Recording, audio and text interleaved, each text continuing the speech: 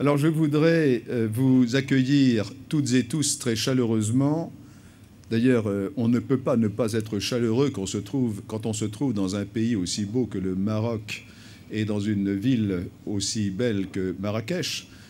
J'ai donc le grand plaisir de vous accueillir très chaleureusement à cette deuxième édition de la World Policy Conference. La première s'est tenue il y a un peu plus d'un an à Évian, en France, entre le 6 et le 8 octobre dernier. Alors, je ne vais pas vous faire, rassurez-vous, de discours ce soir, puisque vous en subirez un demain matin de toute manière. Vous en subirez d'ailleurs quelques-uns, pas trop du reste.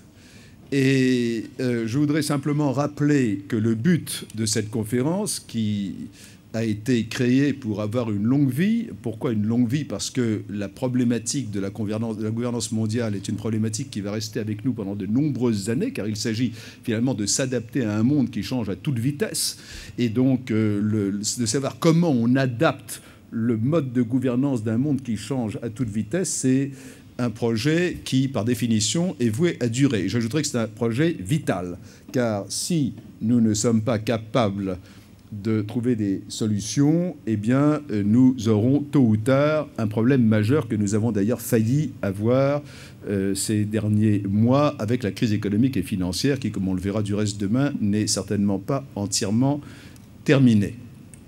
Je voudrais également rappeler qu'une des originalités de cette conférence, c'est de donner voix au chapitre à des pays qui ordinairement ne l'ont pas, ou qui sont relativement peu entendus.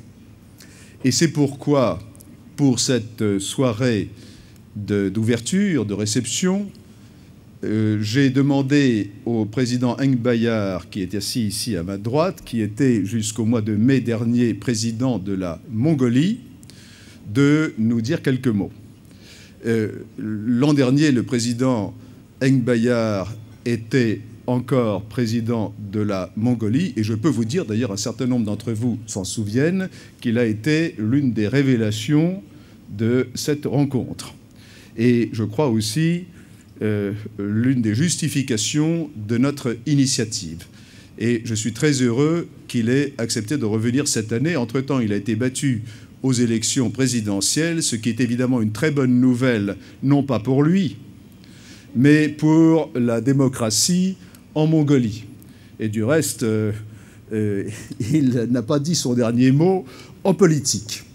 Donc, Monsieur le Président, je suis très heureux que vous soyez là ce soir. Vous êtes l'un des pères fondateurs, des Founding Fathers de cette initiative. Et c'est avec un plaisir particulier que je vous passerai la parole tout à l'heure. Alors, donc on va le faire, rassurez-vous, après le premier plat, parce que, comme toujours, l'hypothèse, c'est que quand on a absorbé déjà quelque chose, on a les oreilles plus ouvertes. Et après le second plat, je proposerai de prendre 2 ou 3 questions, pas de faire un véritable débat ce soir, mais prendre 2 ou 3 questions des participants. Et puis ensuite, eh bien, ce sera une fin libre.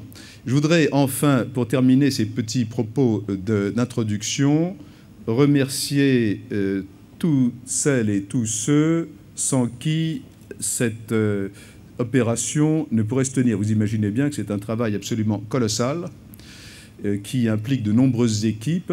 Je ne veux pas les remercier tous individuellement, mais je voudrais avoir un remerciement particulier pour nos sponsors, et particulièrement aussi nos sponsors marocains. Alors, merci.